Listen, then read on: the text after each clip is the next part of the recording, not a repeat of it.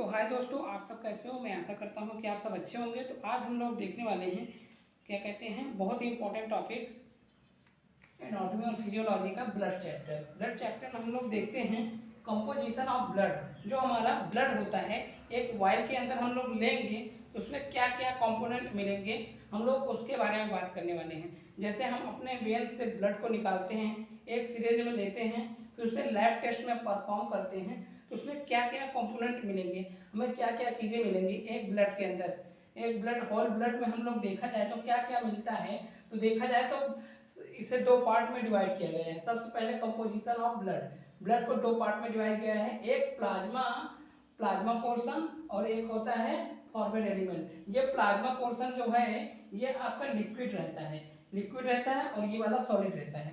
तो देखा जाए तो प्लाज्मा पोर्शन में हम लोग बात करते हैं, प्लाज्मा 55% पाया जाता है और फॉर्मेट एलिमेंट 45% पाया जाता है हमारे पूरे ब्लड में। तो देखा जाए तो इसमें प्लाज्मा में आपका प्रोटीन पाया जाता है, protein like albumin, globulin globulin पाया जाता है। यहाँ पर ग्लोब्यूलिन पाया जाता है और आपका फाइब्रिनोजन पाया जाता है, जो कि यह आपके ब्लड क्लॉटिंग में हेल्प करता है। Albumin maintains of osmotic pressures. Globulin antibodies का काम करता है। उसके बाद हम लोग मिनरल्स में बात करते हैं। अब मिनरल्स में बात किया जाए, मिनरल्स पाया जाता है और ग्लूकोज पाया जाता है आपका प्लाज्मा पोर्शन में, और न्यूट्रिएंट्स पाए जाते हैं, nutrients, amino acid, nitrogen gases पाई जाती है, अमोनिया पाई जाती है, कार्बन डाइऑक्साइड पाया जाता है, ऑक्सीजन पाया जाता है और इलेक्ट्रोलाइट पाया जाता है, सोडियम, पोटेशियम और कैल्शियम। तो आई होप ये प्लाज्मा पोर्शन का जितनी भी चीजें थी हम लोग कवर कर चुके हैं। अब इसके बाद हम लोग 45% फॉर्मेट एलिमेंट्स में देखते हैं क्या क्या चीजें पाई जाती हैं। तो देखा जाए तो आपकी जो ये क्या कहते हैं, आरबीसी इरिथ्रोसाइट्स होती है, इरिथ्रोसाइट पाया जाता है, डब्ल्यूबीसी पाई जाती है, प्लेटलेट पाया जाता है, प्लेटलेट। तो देखा जाए तो इन लोग, ये आरबीसी जो होती है इरिथ्रोसाइट, इसका लाइफ स्पैन 120 डेज 120 दिन होता है और इसकी नॉर्मल रेंज 5.5 टू 5.7 मिलियन होती है।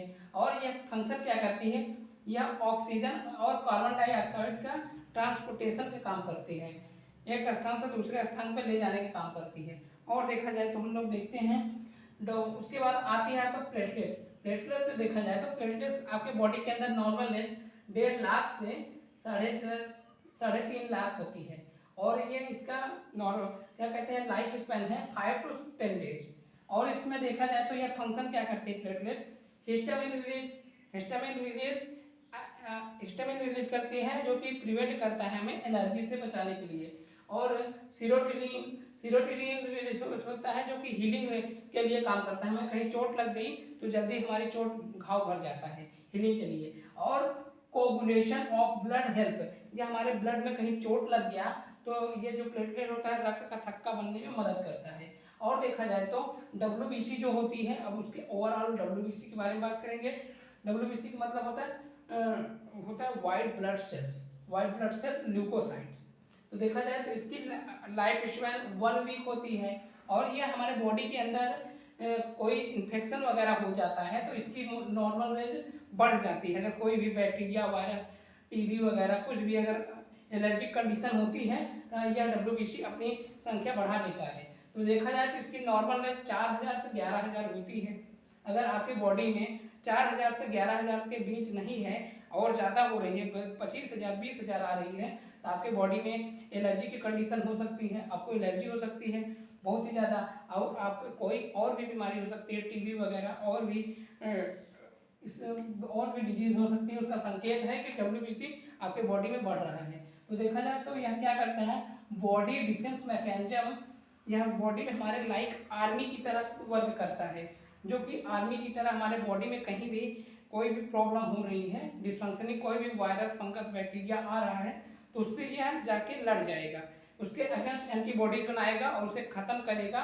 खत्म करने के बाद हमारे ब्लड सर्कुलेशन से फेगोसाइटोसिस भी करेगा, उसे खाकर समाप्त भी कर देगा। तो ये जो व्हाइट ब्लड सेल्स हैं इसका डिफरेंट डिफरेंट पैरामीटर दिए हुए हैं।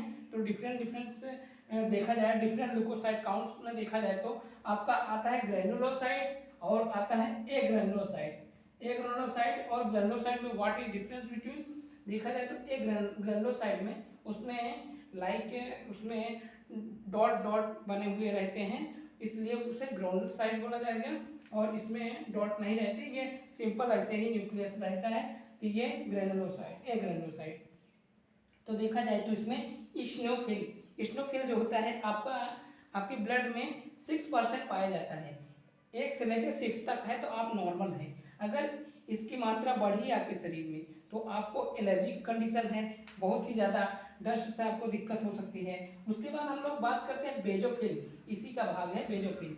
बेजोफिल जो होता है उसमें क्या रिलीज करता है, हिस्टामिन। जो हिस्टामिन रिलीज करता है तो it is prevent to basophil, histamine या एलर्जी की कंडीशन को प्रिवेंट करता है। और ये बेजोफिल जो होता है एक और कंपोनेंट रिलीज करता है, heparin. What is heparin function, function हमारे बॉडी के अंदर कहीं भी कट लग जाता है, चोट लग जाती है, और ये जो हेपेरिन होता है हमारे बॉडी के अंदर ब्लड को जमने नहीं देता, ये हमारे बॉडी के अंदर जमने नहीं देता। और प्लेटलेट में जो पाया जाता है प्रोथ्रोम्बिन, ये हमारे ब्लड को कोगुलेशन में मदद करता है। और बेजोफिल में जो हेपेरिन पाया जाता है वह हमारे बॉडी के अंदर ब्लड को जमने नहीं देता, नहीं तो हमारे ब्लड में क्लॉट हो जाए और हम ब्लड सर्कुलेशन सही से नहीं हो पाएगा तो बॉडी डेथ कर जाएगी। तो देखा जाए तो उसके बाद न्यूट्रोफिल्स, न्यूट्रोफिल्स का फंक्शन क्या है, यह है लाइक बैक्टीरिया वायरस फंगस, उससे हमको डिफेंस मैकेनिज्म प्रोवाइड करता है।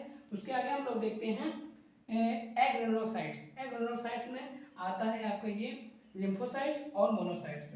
तो लिम्फोसाइट क्या होता है, लिम्फोसाइट का क्या रोल है, lymphocyte antibody defence mechanism role, यह एंटीबॉडी डिफेंस मैकेनिज्म यह मोस्ट इम्पोर्टेंट है। यही तो यह जाके अपने क्या कहते हैं, या अगर किसी को HIV वगैरह हो गया हो तो उसमें इसी के यही तो जाके उससे लड़ता है, उसी को खत्म करता है, लिम्फोसाइट्स इसका मेन रोल होता है। तो इसी के आगे हम लोग देखते हैं लिखा हुआ है monocytes. Monocytes what is monocytes, monocyte क्या है, इनगल्फ बैक्टीरिया और वायरस पैरासाइट्स, यह जो होता है बैक्टीरिया और वायरस फंगस को किल करके उसे खा जाता है, खाकर हमारे ब्लड सर्कुलेशन को प्योर करता है। और देखा जाए तो ओवरऑल जितना भी चीज़ें थी हम लोग कवर कर चुके हैं। तो उसके आगे जो भी डाउट हो आप लोग कमेंट बॉक्स में बताइएगा, उसके आगे हम लोग कवर करेंगे। मिलते हैं नेक्स्ट टॉपिक में, तब तक के लिए बाय।